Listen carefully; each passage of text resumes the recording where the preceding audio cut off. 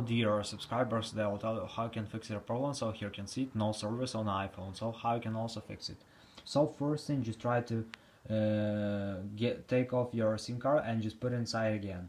And if you still have the server, so you can also just try to restore your cellular data. So just go to the settings. In the settings you need to find your airplane mode, so just tap on it, wait a few seconds and just turn it off.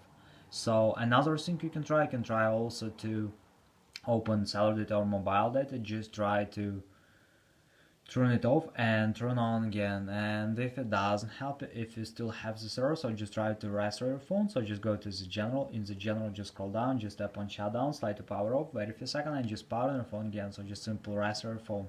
And if you still have this error, so just try to update your device. So just go to the general, in the general just open software update, and if you see here available update, just tap on download and install and wait until it will successfully install the latest updates for your iPhone. So thanks for watching, have a nice day, subscribe to my channel, click like, and goodbye.